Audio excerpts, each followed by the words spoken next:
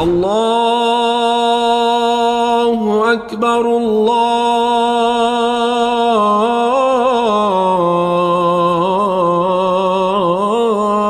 أكبر.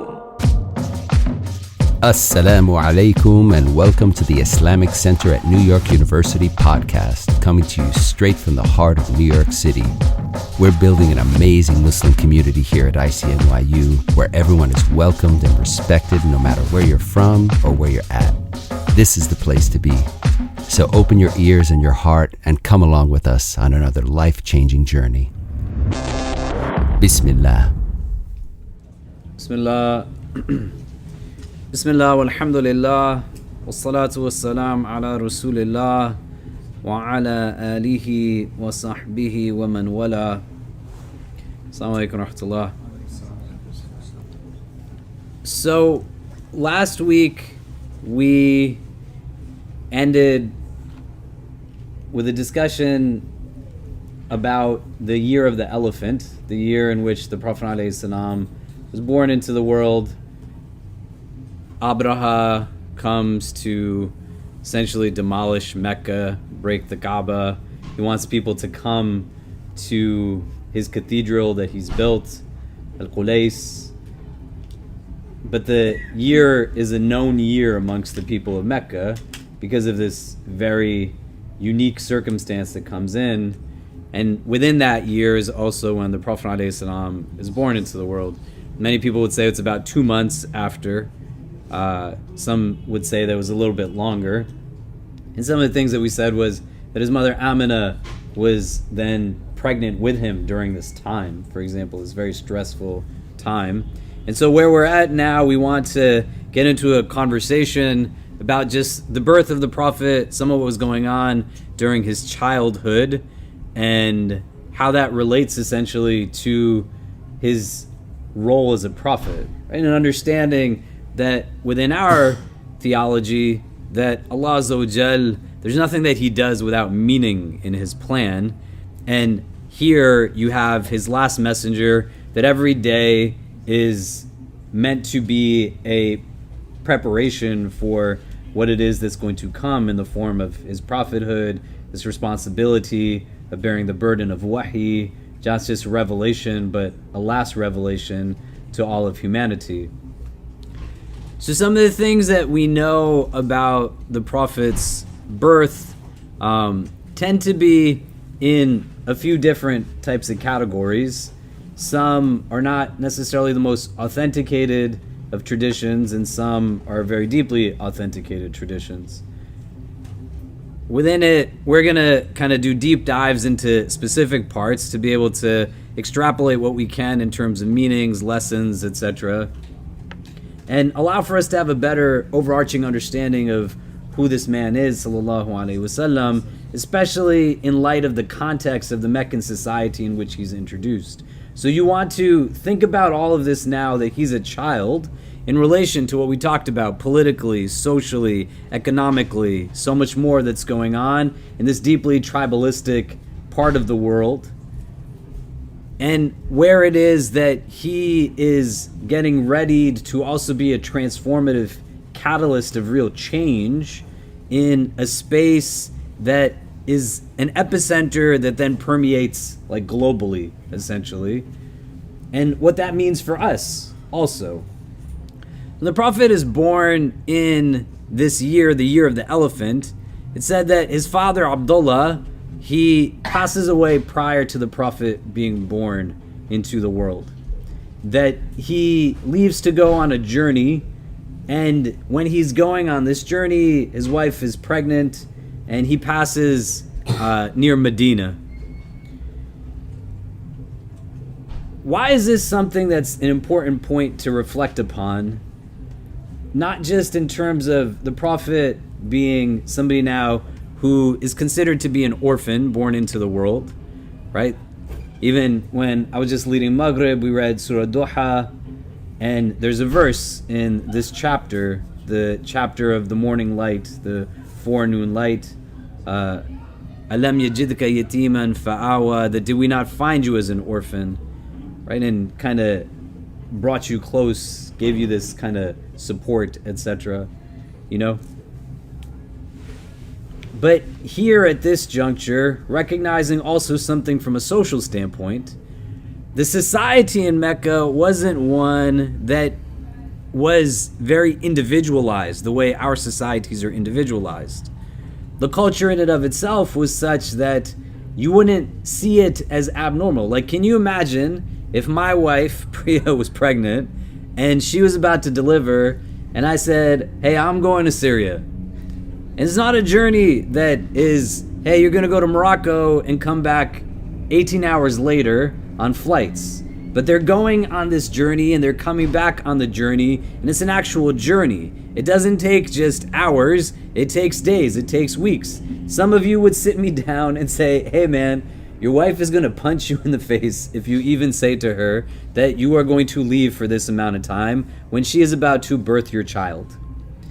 It functions a little bit differently in a Meccan society where you have now a sense of recognition that is not this rugged sense of individualism that becomes a product of a consumer-driven society that is deeply rooted in an egocentricity and the modern-day shirk that is whiteness and supremacy.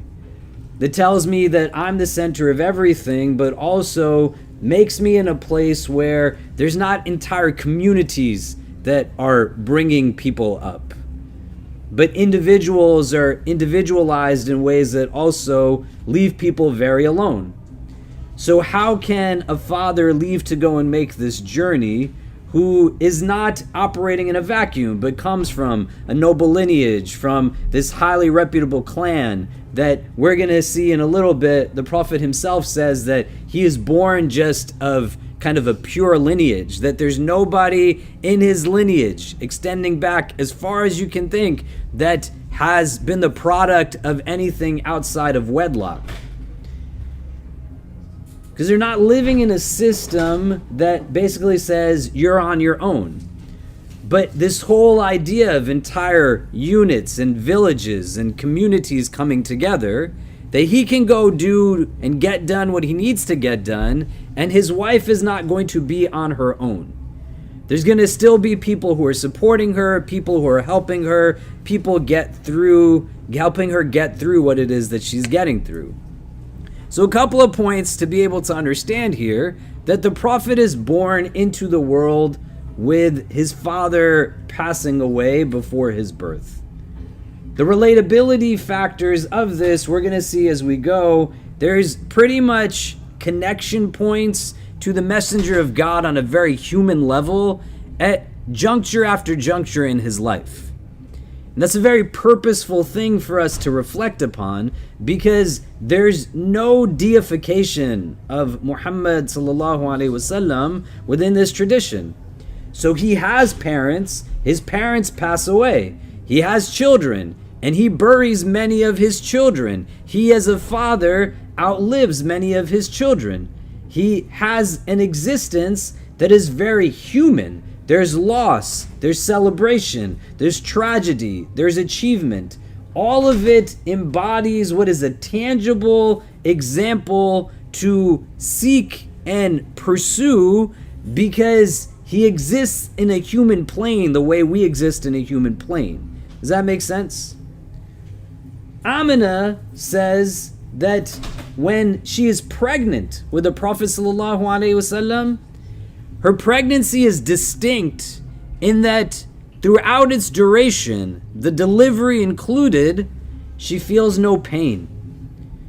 She feels nothing of burden.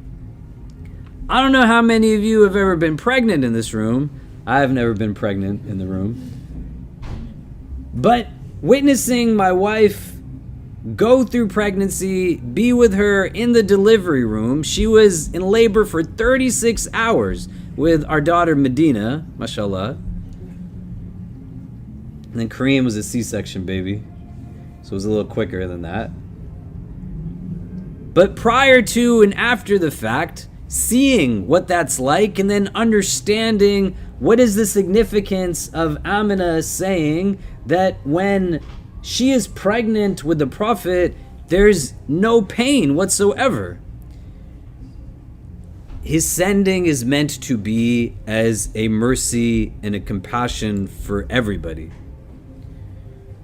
So even at that juncture, an act that is so heavy that it can only be called labor is something that doesn't bring pain to the one that is carrying him in her womb.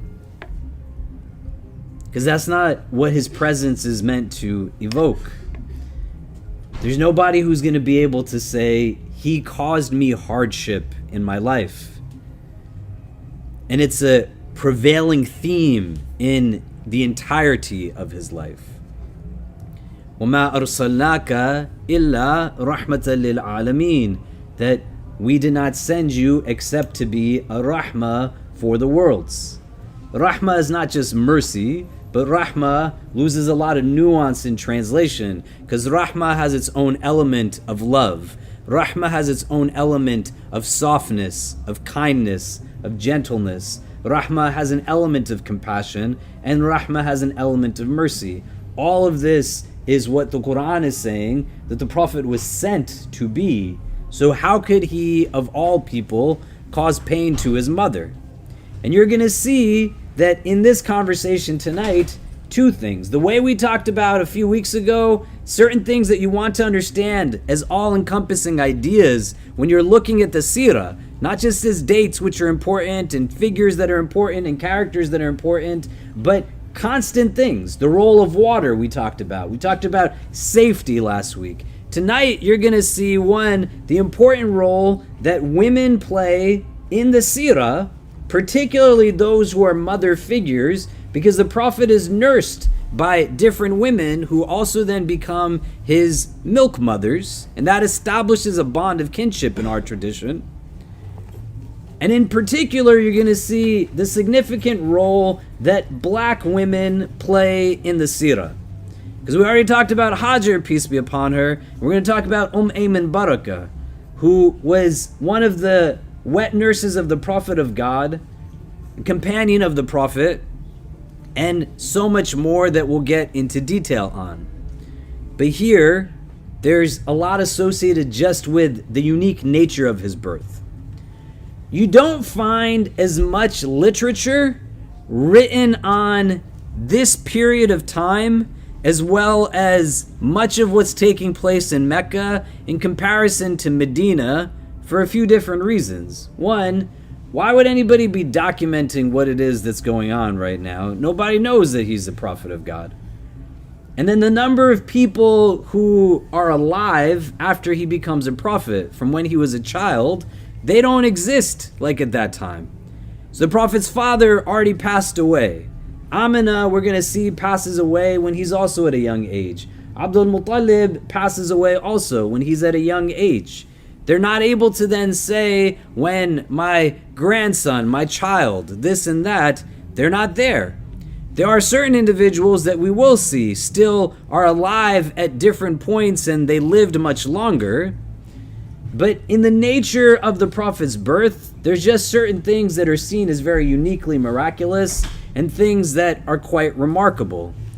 The mother of Abdurrahman ibn Auf and the mother of the father of Amr ibn al-As, or another of his maternal kind of elders, they were both with Amina when she's giving birth to the Prophet of God sallallahu alaihi wasallam. So we're also understanding kind of the nature of some of what's going on there procedurally, right? The way that you can go today, and if you're pregnant, you have someone who's pregnant in your life, they can go to hospitals or they can do home births. You have people who get doulas still. They don't engage with a lot of what's taking place in a hospital setting. But here, these two women, they are with the Prophet's mother when she's going to give birth to him. And later on, these are people whose children still play critical roles in the Seerah. The mother of Abdurrahman ibn Auf, she says that when the Prophet is being birthed, that you couldn't see anything other than just light in the house of Amina. And there's a lot of other narrations that talk about different things, that a light shone all the way to Syria and this and that. But this woman is giving us a first-hand account of what's taking place. And she's saying the room is just filled with luminosity. And the way houses were structured in Meccan society were that you had kind of privacy to homes, and there are courtyards in homes. And if you've ever been to Mecca, that this is like dry, arid desert, right? We talked about water and the role of water and where there was water, but they're not in a place where everything functionally is the way we have homes built here. So there are parts of the homes that also had an exposure to just the sky. And the mother of Abdurrahman ibn Auf, she says that as she's looking through this fixture in the ceiling that essentially is like a sunroof, if you want to think about it, she says it seems like the stars are just getting closer and closer. And that things around the world at that time, there's various things that give indication that so much was happening at the time of the birth of the Prophet ﷺ, that the mother of Abdurrahman ibn Auf, she says that she almost screamed out loud because she was worried that the stars seemed like they were getting so close that they were going to just kind of collapse into the house on top of them. They say that everything just wanted to witness the birth of Muhammad ﷺ. There are different opinions on the actual day that the Prophet is born. We have like fasts here on Monday nights, for example, and the companions asked the Prophet about fasting on Mondays, and he says, "Dhaka yawma wulidtu fi," that was the day that I was born, the day of Monday. You can go to Medina, and there's a masjid, there's a museum that outlines like the life of the Prophet. They have all kinds of things written, the way like a museum is, and on it they have this hadith that I was born on a Monday. There's other things that hadith continues with, and other instances that are highlighted on the day of Monday itself particularly, but the Prophet is giving recognition to the day of Monday. One of the reasons is that he said he was born on that day, so he's fasting on that day. The month that most people say that he is born in is the month of Rabiul Awwal. And right now in the Islamic calendar, what you see in many communities are people coming together to commemorate in various ways the birth of the Prophet ﷺ. Most people would say that his birth was on the 12th of Rabiul Awwal. But there's various days that they would say. Some people would say it was earlier on in the month. Some people would highlight the 8th of the month, the 10th of the month. Allah knows best. Why the 12th can resonate is that if you go back historically in the calendar, it's also a Monday. Does that make sense? Right? And he's saying in another hadith he was born on a Monday. And not as a tangent, but you'd want to understand the way our tradition functions. There's not a lot of things that just have absolute opinion on them only. So like don't eat pork means don't eat pork. You can't eat pork because it says just don't eat pork. You know? But here there becomes an understanding that both historically and contemporarily, people approach the day of the birth of the Prophet and its recognition and commemoration in different ways. So there was individuals who would utilize the time of the year to remind people about the birth of the Prophet of God. The way that when it's close to Hajj time, people are going to talk to you about Hajj. The way that it's Ramadan time, people are going to talk to you about Ramadan. The way when there's historically significant times in the Seerah, Isra and Miraj, someone might start teaching you about Isra and Miraj, or the khutbahs might be about these topics. And that's one way people would do it. And let's, if we could, think about it in a spectrum, but not on a spectrum of right and wrong, just on a spectrum of opinion. There's some people who would engage in it just purely as an academic exercise. There's some people who are on one end of the spectrum that would say there is no basis of doing anything that is celebratory, that commemorates the birth of the Prophet of God, what is called the Mawlid of the Prophet. And there's other people who would say we definitely should be in celebration of the birth of the Prophet of God. Why would you not celebrate the birth of Muhammad sallallahu alaihi wasallam? What you want to know sitting in this room is that there are individuals who are religious scholars that they know what they're talking about, that have a basis of opinion for all of it. What you don't want to do is get into extremes on any of it. That you utilize it as a mechanism to start weaponizing and bringing people down. I can't believe you did this, and why do you do that, and you're the worst ever. No, you want to get that kind of nonsense out of your head. The hadith says that a person that has even an atom's worth of arrogance in their heart won't enter into Jannah. May Allah protect us from it. There's a lot of different opinions on this, and there's just different ways that it gets commemorated in various cultures, in various communities, globally and like domestically. The challenge we have living in the United States and in New York City, where there's 1 million Muslims, is even if you look at this room right now, right? All of you don't look like the rest of you. It's a lot easier to be in community and run community when everybody is culturally homogenous and everybody comes from similar sociological backgrounds. I love it like this more. But where you think about it in terms of what creates ease doesn't mean like better necessarily. When everybody is the same, it's easy then to become myopic in perspective in that way, and then become a little bit more absolutist on things that don't have absolutes. Does that make sense? So here, Rabiul Awwal, right now, you want to avail yourself of different things. People are going to have Seerah conferences. People are going to have celebrations of the birth of the Prophet. People are going to have gatherings where they say, don't do any of that kind of stuff, right? But take the time. It's an important part of the year. And we're going through the Seerah, inshallah, throughout like this, end of this year into like Ramadan of next year, as much as we can, chipping away at it. But all this is relevant to the birth of the Messenger of God. When he is born, there are different opinions on whether his grandfather, Abdul Muttalib, or his mother, Amina, gives him the name Muhammad. Some people would say that his grandfather is the one that named him Muhammad, and his mother is the one that names him Ahmad.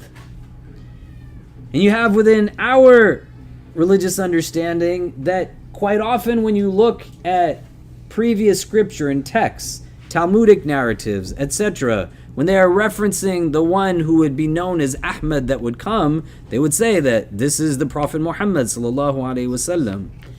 And when we talked about the existence of Jewish tribes coming to settle in the vicinity of Medina, because according to their texts, right, we talked about the Banu Nadir, the Banu Qaynuqa, the Banu Qurayda coming to that part of Medina. This is what we're understanding, that within their text there was a mention of this prophet, Ahmad, who would be the Prophet Muhammad sallallahu alaihi wasallam. It's not to trivialize it though. You want to think about this again on a very human level, right? The Prophet's mother wanted to name him something, and the Prophet's grandfather wanted to name him something else. Do you see what I mean? It's just like a very human experience. Do you know? You're going to have disagreements with your kids. You're going to have disagreements with elders in your family. We know him both as Muhammad and Ahmad. There's a hadith where he says, Ana Muhammad, wa ana Ahmad, wa ana al-Mahi, and he continues going on and on. The same way we learn names of Allah, there are entire websites you can look at, books that talk about the different names given to the Prophet ﷺ, right? Al-Bashir, Al-Hadi, Al-Muallim, like so many different things. But these names in particular were given to the messenger by his family members. Abdul Muttalib, some say Amina gave him the name Muhammad, and some say she named him Ahmad. The naming of a person is really important, but also how you live up to your name is something that is important. If I asked most of you, like, what's the stories of your names? Why were you given the name you were given? Why and who gave you the name that you were given, right? And one of the things that the Prophet gives counsel to his companions on, Ali wants to name his son Harb, which means war. And the Prophet said, you cannot name your kid war. He tells him to name Hassan, right? The beautiful one. And then he gets a second son, and he says he wants to name him Harb, war. He says, name him Hussein, right? The recognition with a term of endearment that Hussein is the little Hassan, right? It's not diminutive in the sense that it's pejorative, but there's a sense of care and affection there. The only times he ever asked anybody to change their name when they became Muslim was when their name had an antithetical meaning to what was like Islamic. So if someone was named Abd Shams, for example, he would say you cannot be the servant of the sun, like you can only be the servant of God. So you'd have to change that name. But to have a Muslim name is to not have an Arabic name. And also how you live up to your name is important and set standards for your name. So we talked about lineage, for example, and we talked about the distinctions between the terminologies, nasab and hasab, and what these things meant, if you remember. My father's name is Pervez. Pervez is not an Arabic name. My dad, may Allah grant him shifa and healing, at one point in his life, he said he wanted to change his name to Abdullah. And my mom and my siblings grabbed me and they said, you need to come and sit with your father and tell him that he cannot change his name. He's a grown man. Like, who's going to call him this new name? And so I'm the youngest in my family. And my father and I have a different kind of relationship in comparison to my brother and my dad and my sister and my dad and my brother and my mom and my sister and my mom. I know they love me, mashallah, but in very rare occasions am I the one that's giving counsel to my father as the youngest person in our family. But they said, he's going to only listen to you. So I sat him down and I said, why do you want to change your name? And he said that this name is associated with a very tyrannical king. It comes from a Persian background. I don't want to have like this be my name.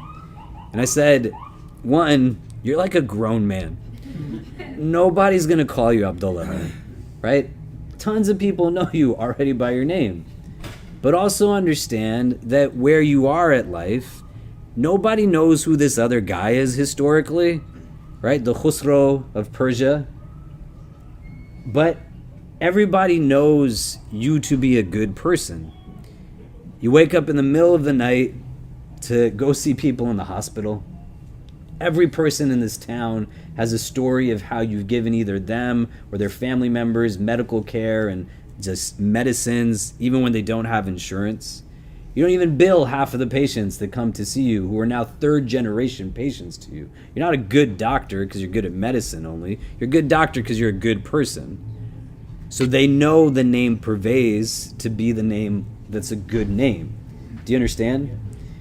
You want to live in such a way that the idea of having a prophet whose name is Muhammad is not that he is just praised or praiseworthy as a default, but he lived a life that did so much good that people will be praising him. وَرَفَعْنَا لَكَ ذِكْرَكَ. This is the second surah we recited in Maghrib, right? That Allah elevates his remembrance. Why? Because he's a kind, gentle human being. He didn't even cause pain to his mother when she was pregnant with him. Do you get what I mean? So when you're naming people, like, names are important, and you want to also embrace like the name that is given to you, and you want to be proud of your name. You don't have to Anglicize your name. You don't have to be in a place where you let go of it or let somebody, like, why? It makes no sense that someone can pronounce Robert, but they cannot pronounce Muhammad. Don't feel like you have to deflate your sense of self in order to belong. Like, make people learn how to pronounce what your given name is, so it becomes part of the lexicon. Do you get what I mean? Right? If somebody can pronounce Mortimer, they can pronounce like all kinds of random like American names. They can definitely pronounce every name that comes from within this like level of existence and even intra-Muslim experience. We had a bunch of young women who are part of our community over like years. And they're not Arab, they're also not South Asian. They come from African immigrant backgrounds, and they will Arabize their names as opposed to taking the given names that were given to them. So your name is Aisha too, it's not Aisha, right? Just like in Bangla, right? There's all these like Muhammaduls and whatever else, right? That's fine, man. That's your name. Like, be in a place where you live up to your name. The Prophet lived up to his name. Do you see what I mean? Does that make sense? Yeah? So as the Prophet ﷺ is going through this, we're not going to, in the interest of time, talk about all of the different names that he has. You can look it up and read it on your own. But from the time of his birth now, he has a very unique experience in his socialization. These aren't people who are like all nomadic, especially because they have water situated in the middle of their city. What more do they need in Mecca? Right? They got water, they have the Kaaba, they're Quraysh, they're elite. They're not necessarily traveling so much. So when you think about this now also in terms of different cultures coming into their city, people coming from different backgrounds, because the Kaaba is there, the Prophet's already getting exposed to a certain level of diversity. But in lieu of not a father figure, because he has his grandfather Abdul Muttalib and he has his uncle Abu Talib, but his father passed away, Abdullah. And when the Prophet has a father figure that passes away before he is birthed into the world, he still has now his mother Amina and other women who play the role of a direct bond of kinship through nursing him, who are his mother figures. And so you have a woman by the name of Thuwayba. Thuwayba was the servant of the Prophet's uncle Abu Lahab. Thuwayba was the one who told the Prophet's uncle Abu Lahab that your nephew Muhammad, he's born now, right? Your nephew has been born. Abu Lahab is so excited at the news of his nephew's birth, he emancipates this woman. And she goes, and after Amina, she's the first to nurse the Prophet ﷺ as a child. There's a bond of kinship that's built. In our tradition, if you are before 2 lunar years and you are nursed by somebody, you build a bond of kinship with them as a milk child, right? Now, rules of like hijab are off the table. That's your mom. Like that person's kids, those are your milk brothers and sisters, right? And this was a practice that we're going to talk about when we talk about a fourth woman named Halima Sa'diyah, who's the foster mother of the Prophet, and why we want to understand foster care and our role and not have simplistic understandings around like taking in children and taking care of orphans. There's tons of hadith and tons of Quran that speaks about the importance of taking care of the orphan. The Prophet was an orphan. Do you get what I mean? So here, this woman Thuwayba is immediately set free. Why are these people so excited? Like they're so happy at the news. Why do you think? Like contextualize everything that you know that's happening in this like set of months at this time. What have they also just experienced? The Prophet's uncle, like other family members. Yeah. They experienced war, right? So Abraha came, right? It was crazy. Do you know what I mean? If you have war in your family history, refugees, like you've lived in conflict, Allah make it easy. It's not easy. I've been in conflict zones before, and I've sat with people in the aftermath of these things. It's really, really difficult. What else is going on? Yeah. The Prophet's father just passed. The Prophet's father just died. Abdullah just died. So it's not just that he's this Prophet's father, he's everybody else's relative too. And remember how we talked about the way Abdullah actually lives. that one of the names of the Prophet is that he is the son of the two sacrificed ones, right? His father Abdullah and Ismail, peace be upon him, that these were people who were put in a place where Abdul Muttalib wanted sons. And he made an oath that if he was to get more sons, that he would sacrifice one of them, right? And his family was already so distraught at the idea that the lots that his father was casting were landing on him. And they're like, you cannot kill your son, Abdullah. You cannot kill our son. Abdullah's mother saying, you're not killing my baby. Abdullah passes away, and he doesn't even pass away in Mecca. He passes away close to Medina while he's trying to go to Syria. This is where he's buried. We're going to talk about this, but in a few years, when the Prophet is old, is around 5-something years old, he says to his mother, where's my dad? And she takes him to his grave that's over there. So you can imagine, what does this feel like, right? If any of you lost loved ones in COVID, may Allah make things easy for you, right? If you know people who lost loved ones in COVID, we had 100 people in the first few weeks of COVID in our community who either passed away or lost loved ones before we stopped counting. And there was person after person that we were talking to, and they were saying, I can't even go to the hospital to see them. I can't even go to the grave to help bury them. Because the COVID protocol was such that you were at such a distance. And so these are all real people. And Abdullah is not like son number one, but he comes at the end of the line. So when you have some families, like the baby in the family is the baby in the family. Do you know what I mean?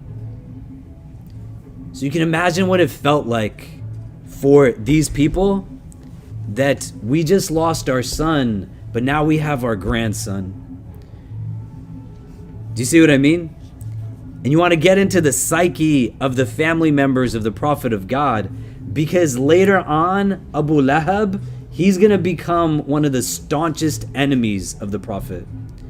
He was so happy at the birth of his son, of his nephew, that he emancipates this woman and has her go nurse his nephew.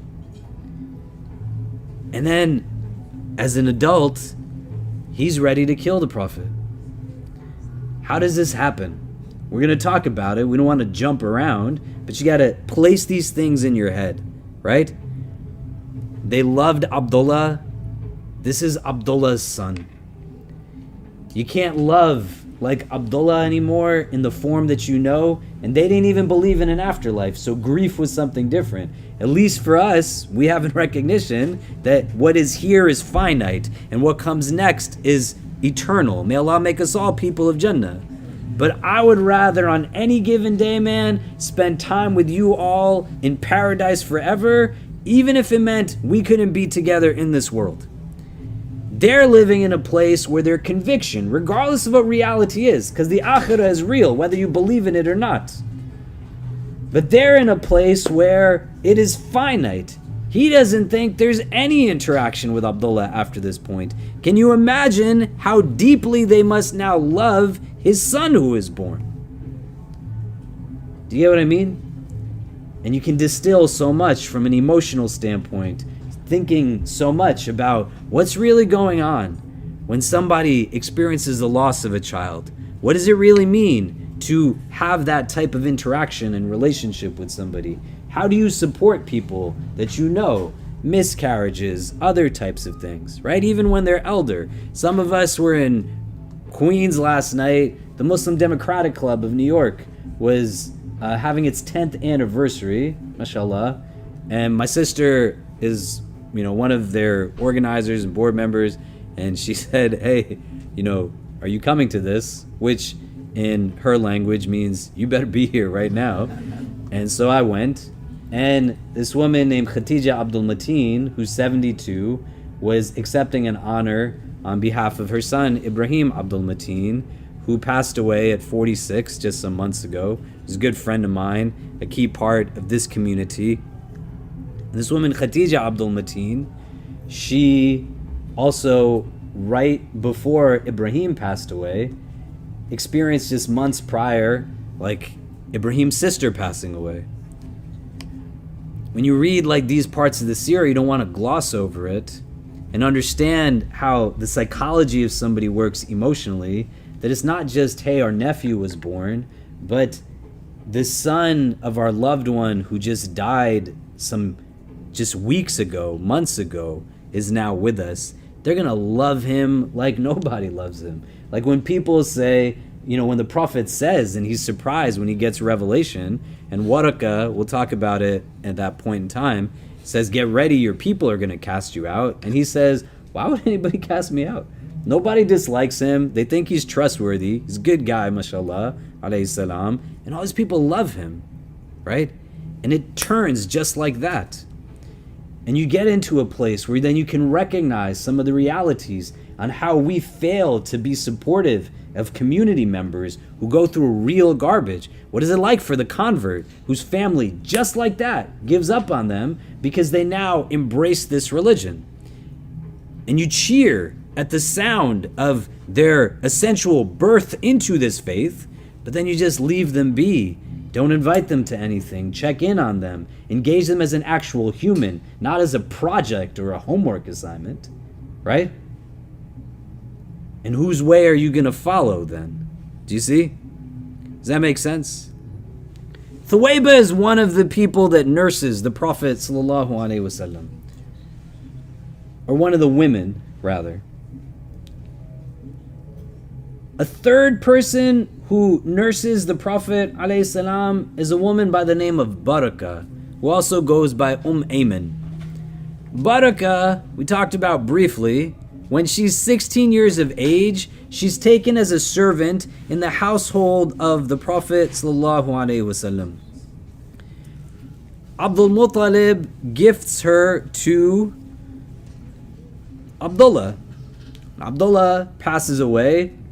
Amina, his wife, is now in possession of her, right? This was a society that still had slavery. Ayman Barakah is really important as a figure because she nurses the Prophet ﷺ, but she's also an Abyssinian woman. She comes from what we know as modern-day Ethiopia. She's black. She's not just a black Arab, but she is black. She's African. When she nurses the Prophet ﷺ, she also has a unique relationship because Thuwayba is not sitting in the household of the Prophet. They say Thuwayba actually converts to Islam and the Prophet maintains a relationship with her. She passes away after Hijrah, like 6-7 years later. The Prophet maintains connections to her, gives her gifts, like these kinds of things. Ayman Barakah is with the Prophet in a very different type of dynamic. When they go to visit the Prophet's grave, and Amina, his mother, is taking him, Ayman Barakah is also with them. When Amina passes away, Ayman Barakah is now the one that brings the Prophet all the way back to Mecca and is the one that's watching over him. I want you to think about this now also from the dynamics that we talked about of Hajar when she has the well of Zamzam in her possession, and where there's shifts in race and gender dynamics. Because picture this, right?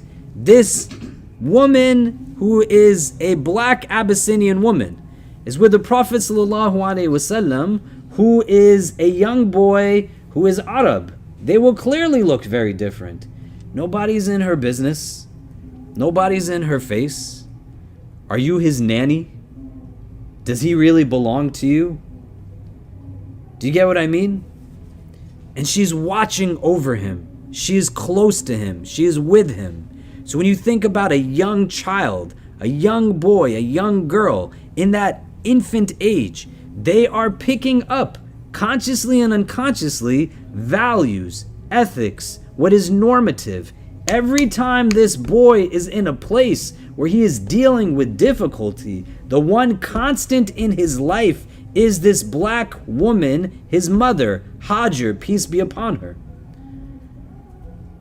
The Prophet has a son an adopted son at one point, Zayd ibn Muhammad, who is Zayd ibn Haritha. that Khadija radiallahu ta'ala anha purchases him as a slave. And Zayd ibn Haritha is so close to the Prophet of God. As a boy, he is taken in this way. And then later on, his father comes and hears that your son is now with this man, Muhammad. And the Prophet says, okay, that's your father. Then you can go back to him. And Zayd ibn Haritha says, I don't want to go back to him. I want to stay with you. They're very close. Verses are revealed saying you can't assume the natal identity of any individual.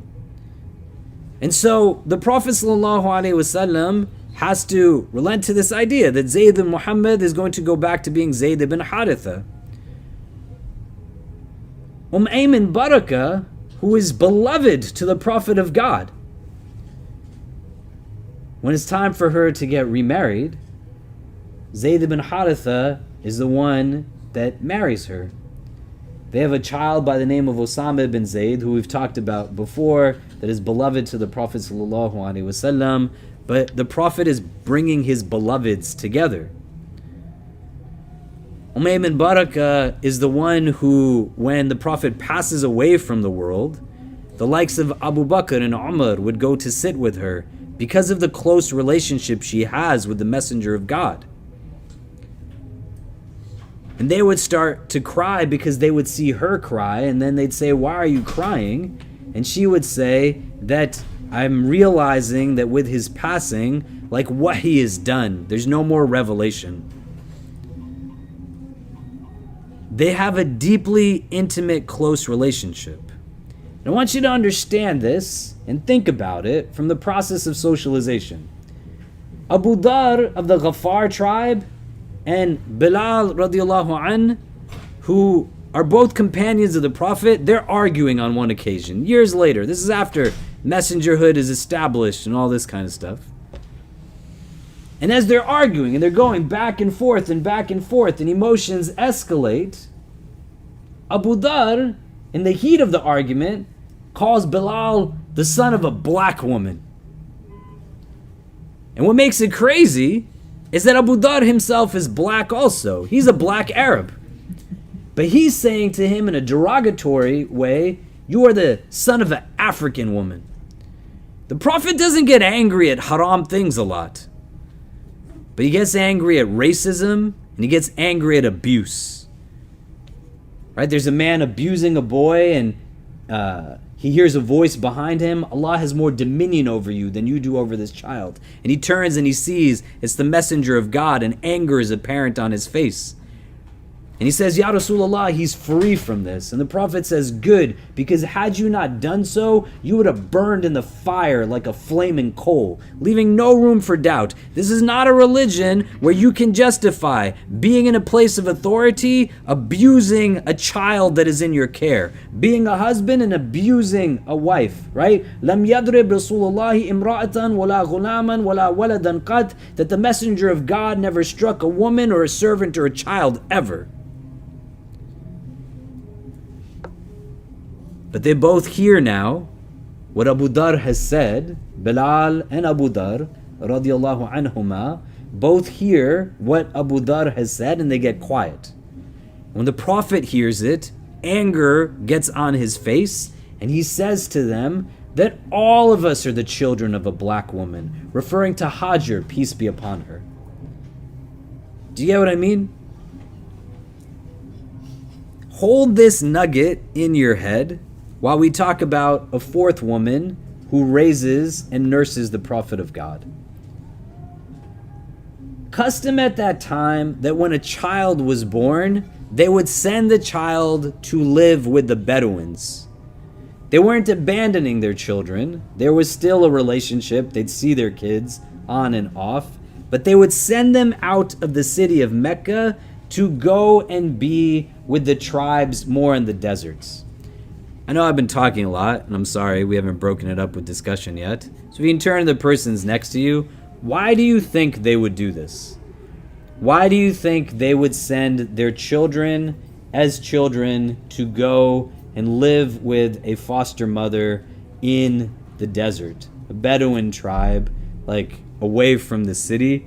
If you can turn to the person next to you, if you don't know their name, share your names. Get to know each other. What do you think was the wisdom behind this? And then we'll come back and discuss. Okay, so what are some of the things you're thinking? Like why would they do this as a practice?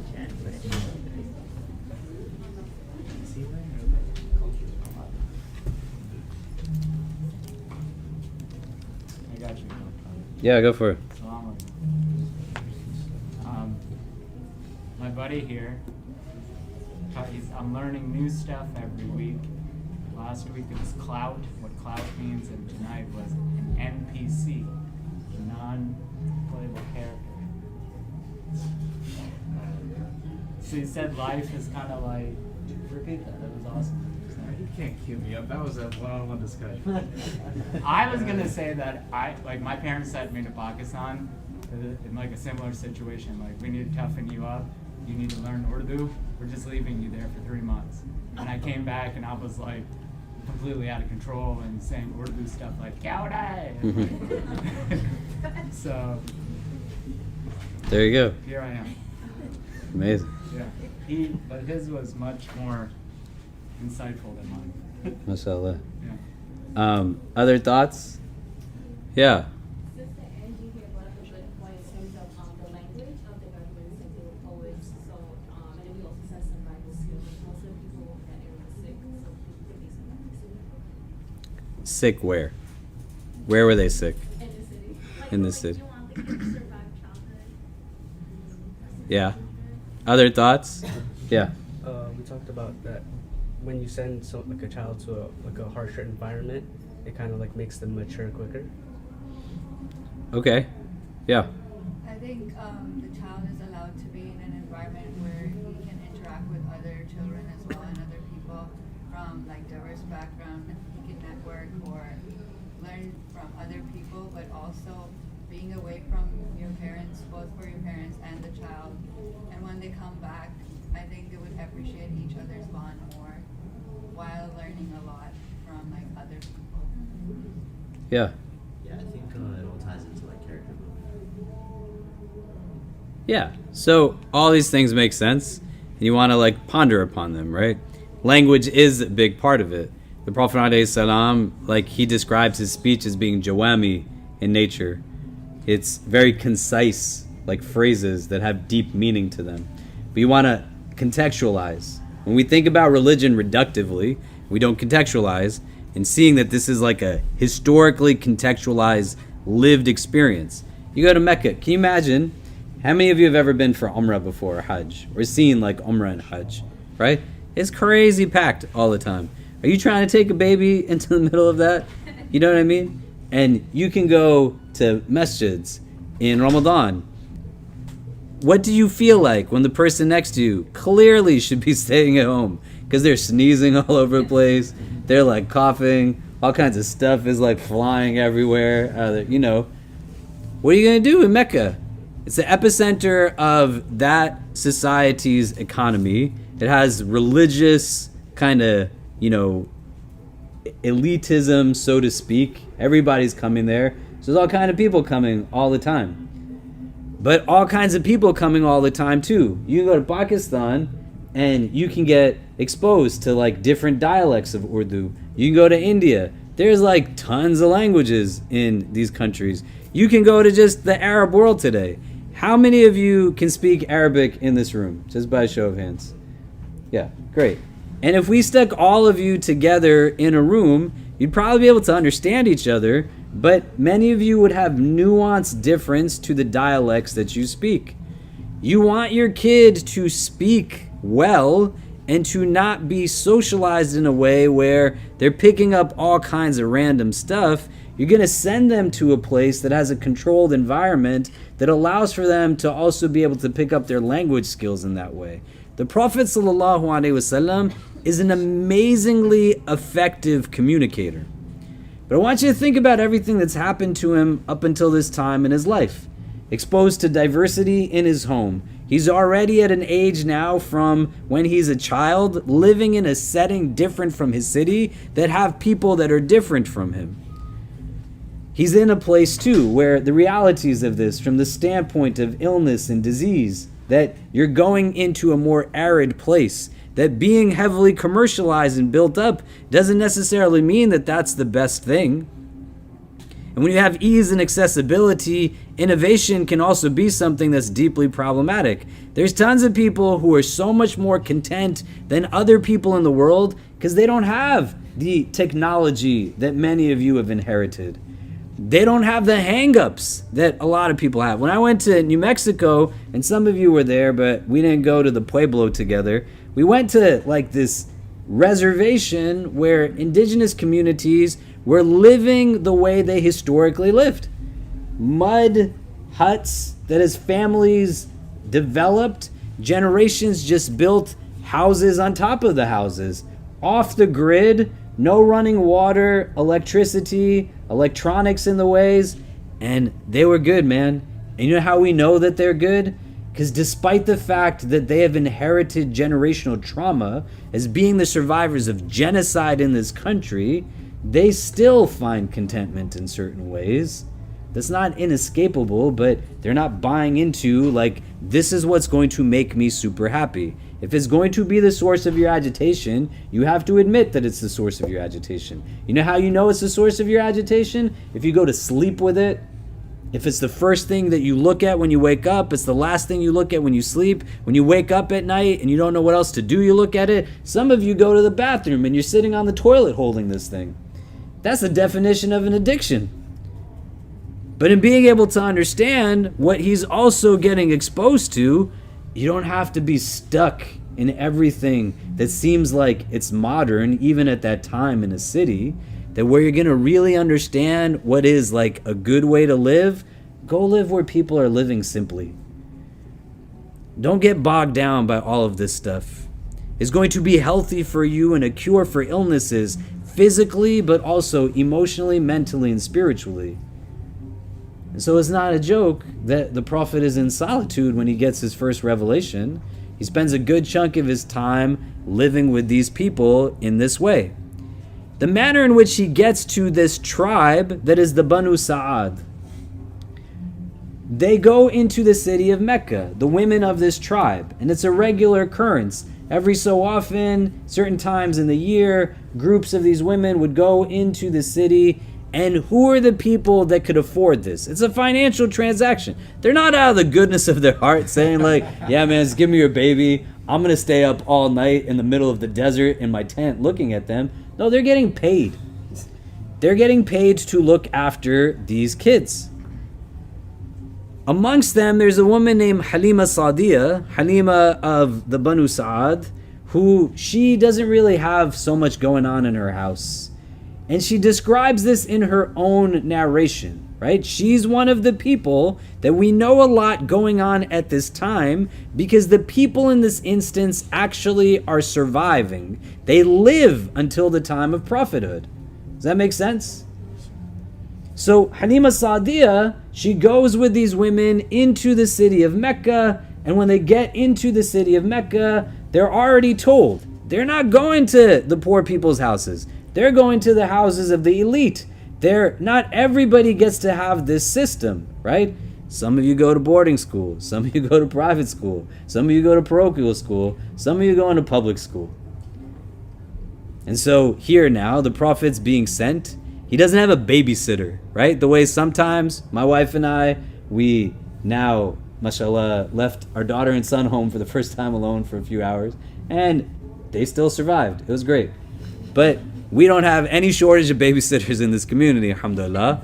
And at any given time, text like a bunch of students, anybody free to watch our kids? We would love to watch your kids, right? That's having a babysitter.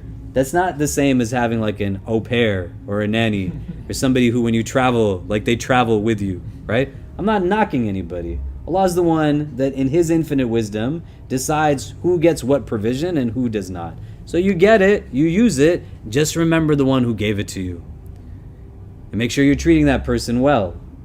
Because Umayman Baraka, who is in the house of the Prophet, is treated like his mother. Do you get what I mean? So Halima Sa'diya, she's in a place now where all of these other women, they get every other kid that's available, that's been born in this last 3, 4, 5, 6 months. And the only person that's left is the one that they were already told, this guy's an orphan. Meaning they don't have money to pay you. Halima Sa'diya goes to her husband and says that I feel embarrassed, essentially. The only child that's left is this one. Should we take him? And they take the Prophet ﷺ to his house. And Halima Sa'diya says the barakah, the blessing, was apparent right from the first day. Then in her own words, she describes the deep poverty that they are living in. That her donkey was the slowest donkey of the pack, but when they were leaving, it was the one leading the pack. That for nights they had gone sleepless. How can you nurse a child at this time if you don't already have your own child that's allowing for you to produce milk, right? They don't live in the middle of Manhattan where you can inject yourself with whatever kind of hormone you want to produce anything you want, right? So she can only produce milk if she has given birth or miscarried, but has gone through some level of pregnancy that her body is producing milk, right? Right? Right? Yeah. So that means she's got a baby also. And she's taking in somebody else's baby too.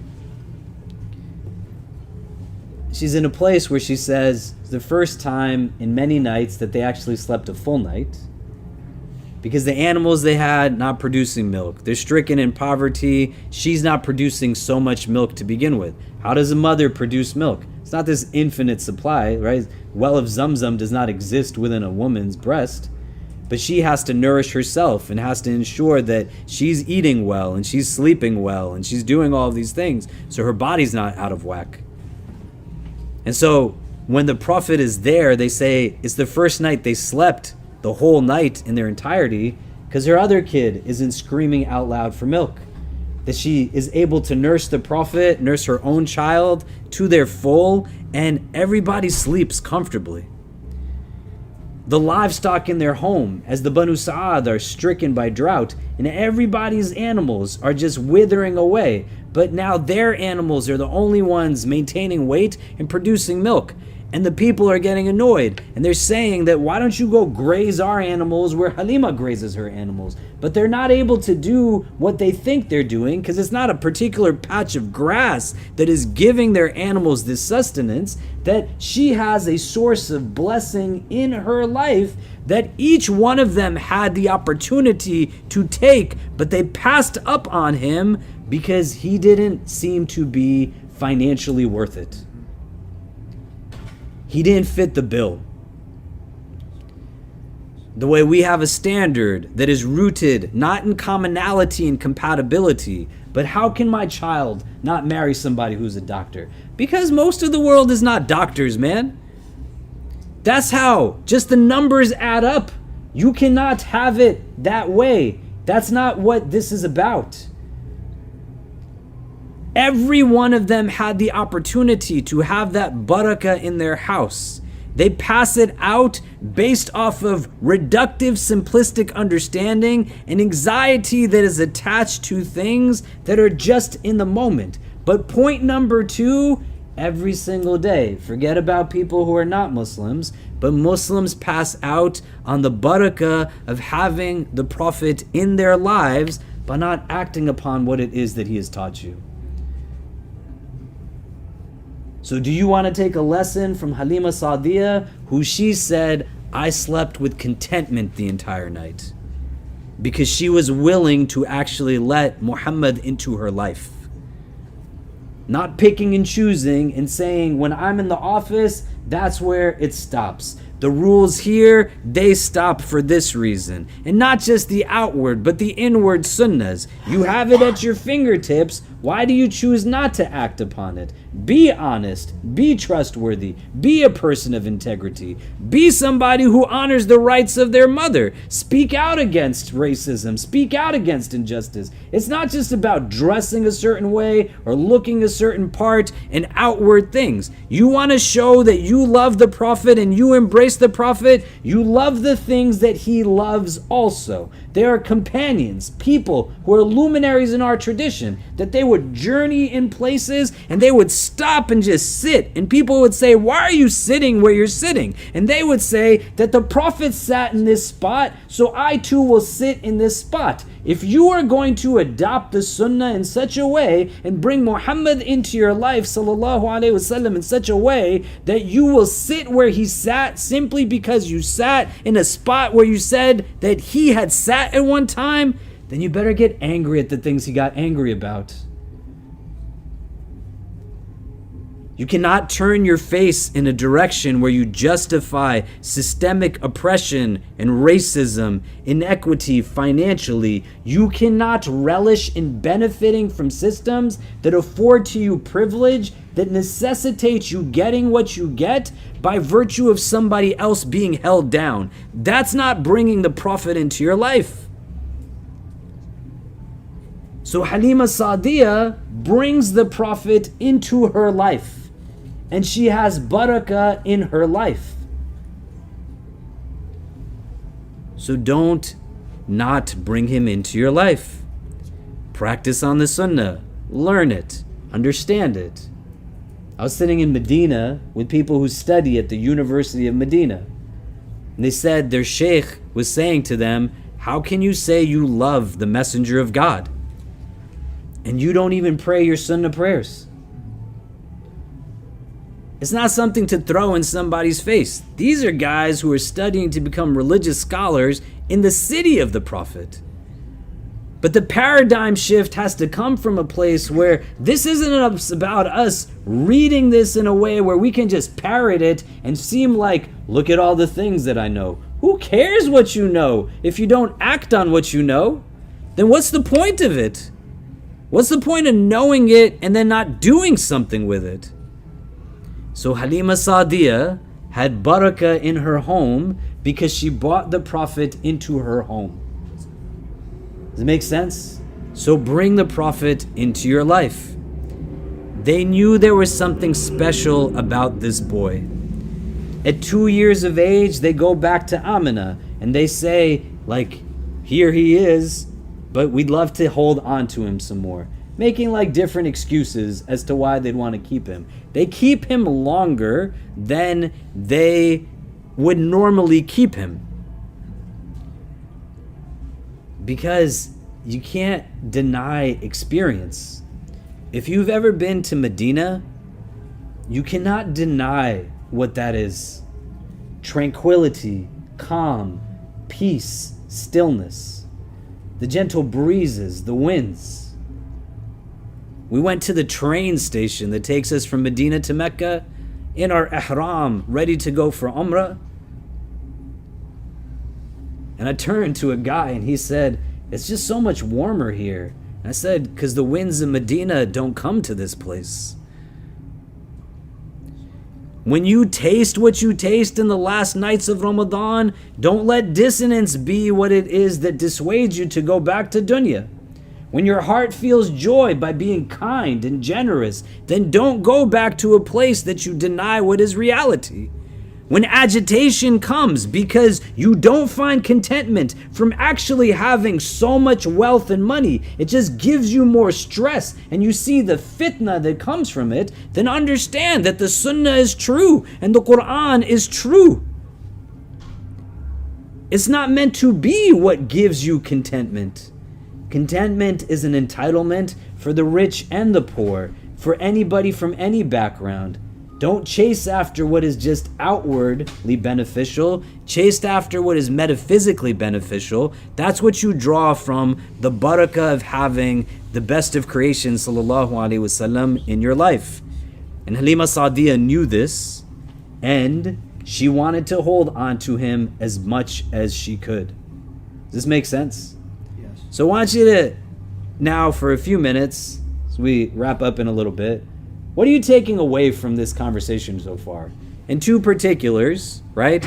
Generalization, what are you taking away? But two, why do you think it is a part of the Prophet's preparation that these 4 women nursed him as a child? Why is that an important thing for us to understand? And you got to think about this deeply. What significance does it have in this pivotal part in his life as a child that in lieu of his father who passed away, he's got Abdul Muttalib who adopts him after Amina passes. He's 6. He's with his grandfather till he's 8. And then he spends the next 40 years of his life with his uncle Abu Talib. But 0 to 6, give or take, he's got not one mother, but 4 mothers who have nursed him. Why? What is the significance of this? What is it that we can understand from the way he lives as an adult as to how this influences him? And all of the other elements to it, right? The diversity of the people who are nursing him.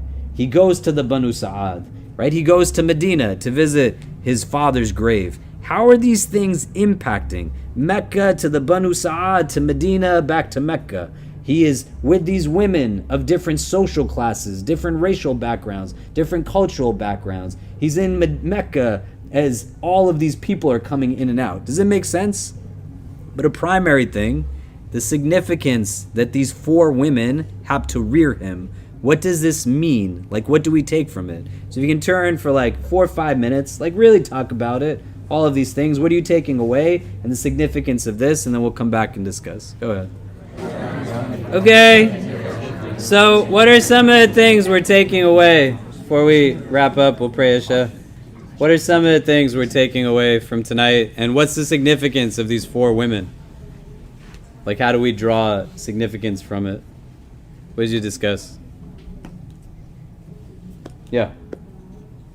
Well, the first thing that we kind of discussed with this brother Hashir was that it's preparing the Prophet ﷺ for prophethood, being in these different experiences, just like living his life and seeing like different people.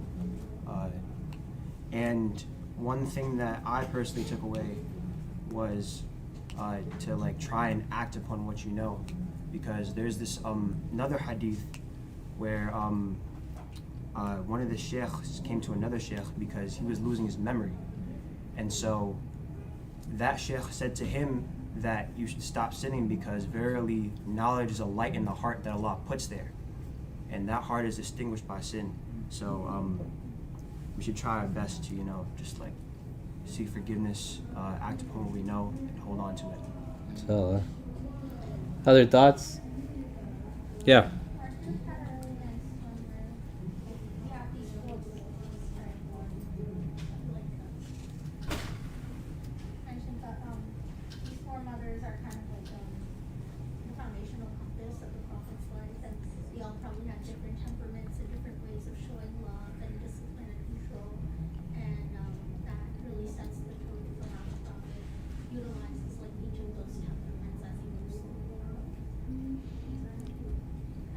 Yeah, go ahead. So one of the things that we discussed goes back to what you said earlier about how the Prophet wouldn't usually get angry, but he only got angry at racism or abuse. Right? And just trying to understand the society where he was growing up with these 4 mothers, it was a racist society. And also like female infanticide was really common. People would celebrate boys, but like girls. So I think growing up with 4 mothers sort of like helped him develop that compassion, and then like have the relationship that like this course like he internalizes, and also like he preaches throughout this with them. Yeah, right? How is he gonna not stand up for women when he's got 4 mothers, man? Do you know what I mean? And anybody who's teaching him how to be a man is a woman. And it's not just like 4 women who are exactly the same. They're all different people coming from different walks of life, different backgrounds, and he's situating an understanding of them in the way like only a child can. Do you know? Because when you're 0 to 6, you haven't adopted as a child necessarily a psyche that is severely egocentric in a certain way. That isn't because you're a bad human being as a child, but you're in a place where like you're learning different things and have connections in different ways, and love and trust and all this stuff means a little bit different to you, and familiarity is something you crave in a different way. How's he gonna not stand up for minorities, people who are of different social classes? He's lived in diverse settings, from Mecca to Medina to the Banu Sa'ad. He's got diversity in his home, not in a tokenized way, but like in a loving way. He's loving people as whole people. Do you know? And it's really important. It's not to knock like other religious traditions. Other religious traditions do not honor women in this way, nor do they honor like mothers in this way. Do you know? It's a religion that teaches us about great scholars who had teachers who were women. And it wasn't kind of just as a kind of talking point or trivia point, but it was just a reality. And so, similar to this conversation on Hajar, peace be upon her, you got to think out, where do the shifts come in? Because the Sunnah is very clear in what it stands for, right? But how then do Muslims become more culturally hegemonic, intolerant of people based off of racial, ethnic, cultural differences? How do we start to size people up based off of materialistic gain or a sense of self-worth attached to something that is drastically different, right? He chooses to be, alayhi salam, a prophet that is not a king or prophet, but a prophet that is a shepherd, poverty-stricken prophet. Do you get what I mean?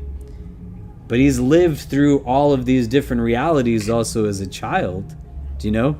And in terms of what really brings closure to a heart, what really brings peace to a heart, how do you fundamentally deal with the things that agitate you in the world? But these 4 women play a really critical role. If we had a different type of class going on, we would sit down and I would say, how are you a product of the yesterdays that you have lived? The people who are both present and absent in your homes, in your family gatherings, the weddings you attend, the iftars that get hosted. How are you a product of everything that you saw as a child, explicitly and implicitly? A lot of adults don't know how to raise the kids that they have, not because it's a challenge to raise the child in front of them. They've never actually had the child that exists within them be raised. And they're in a place where that inward sense of just irreconciled emotions creates a immaturity that's not judgmental, but there's just stuff that you didn't really get when you were a younger person, or what you got was the complete opposite of certain things. An overt emphasis put on what exactly? Why is it important to understand that this man, by the time he is 8, sallallahu alaihi wasallam, has experienced the loss of life again and again and again of key loved ones who take care of him, and the people who stay constant in his life are these women. Do you get what I mean? Does that make sense? So how can it be a tradition? Even in his last sermon, one of the things that he tells everybody, he knows he's going to leave from the world, make sure you honor your women. Honor does not mean that you go home and one night you don't yell at somebody. Honor doesn't mean that someone has to thank you for being a father. You don't babysit your kids when you're a dad. They're your kids too. Do you get what I'm saying? So you understand his words in the context of the life that he lived. And why does it make such a big difference then? That he's not buying into this kind of collectivism, but he's very specific. An Arab does not have superiority over a non-Arab. A non-Arab does not have superiority over an Arab. A black does not have superiority over a white. A white does not have superiority over a black, except by taqwa and good actions. And if you have taqwa, you're not mistreating anybody, man. If you really have a consciousness of the divine, you're not going to hurt people. Do you get what I'm saying? So reflect on it in between this week and next week. What was going on with me? How do I start to fill certain gaps? Why do I feel comfort around people of certain backgrounds but not others? Why do I lock the door when certain people walk by? Why do I hold my bag a little bit closer? The Prophet is living in a reality that he is connecting to people in their entirety, and not in like platitudinal ways, right? Because he sees it in front of him. All of us are the children of a black woman. He's not buying into these kind of cliche phraseologies that like Islam is colorblind. No, man, Islam is not colorblind. Islam tells us to see beauty in every color. It doesn't tell you to erase somebody's narrative and pretend like we are all the same. That's dumb. Don't think like that. Everybody is not the same. Amina is not the same as Halima Sa'diya. She doesn't get treated the same way. Halima Sa'diya has to take the kid that nobody else wants to take. What other choice does she have? She doesn't even have enough milk she's producing to feed her own child. Amina is of the Quraysh, married to Abdullah, who is the son of Abdul Muttalib, the chieftain of the Quraysh people. They're worlds apart. Do you get what I mean? Does that make sense? And having had exposure to both, he still chooses to live the life that he lives of simplicity. He doesn't say, I want to be like the prophet that has the palace. I'm good with the straw mat. And I'm going to teach you just fundamental etiquette, right? إِنَّمَا بُعِثْتُ لِيُتَمِّمَ مَكَارِمَ الْأَخْلَاقِ. That I was sent to just perfect ethical conduct. You can't be a good Muslim if you treat women bad. You can't. You can't be a good Muslim if you also tolerate people treating women bad. Whether you're a woman or a man. It's not just that men treat women bad. Women treat women bad, and women make excuses for men who treat women bad. You cannot be a good Muslim if you're racist. You can't. It just fundamentally doesn't work. The Prophet took his beloved Zayd and said that, yes, marry Ayman Barakah. Like what? And he loves their kid, Osama. How have you never eaten a meal in your home with somebody who's of a different race or culture? And then how can your experience of Islam be complete? How have you never been invited to a home of somebody of a different race or culture? Especially living in New York City. And so you challenge yourself. We have a commonality in a shared internal, not a shared lineage or heritage. Yes, in the broader sense, Banu Adam, we are all the children of Adam. But when you have a recognition that the outward can be celebrated and beauty can be found in it, but the inward is where I will connect to you, then I'm not agitated by things that I can't believe you're dressed how you're dressed or not dressed how you're dressed. I don't have like simplistic, reductive understandings of faith. I'm not marrying somebody the way that I'm choosing a spouse, like how I choose ice cream in a Baskin Robbins, always wondering if I should have gotten a different flavor and it would have tasted better, because a consumer-driven society teaches me to not be satisfied with what it is that I have. So this childhood, this upbringing, it plays a critical role in the socialization of the Prophet that brings him to have the worldview. Next week when we meet, we're going to talk a little bit more about the childhood of the Prophet, a key incident which takes place where the angel Gabriel comes and he opens the chest of the Prophet and removes a dark spot from his heart. That he says that this is essentially like what of the hold of shaitan is that's over you. We'll talk about in more detail what that means next week. And then we'll talk a little bit more about where his life goes as a young person, why there's a wisdom that he was a shepherd, and not just a shepherd, but a shepherd of sheep. How does this play a role here? Who is Khadija radiallahu ta'ala anha? Why is there such a beauty to the love that they have?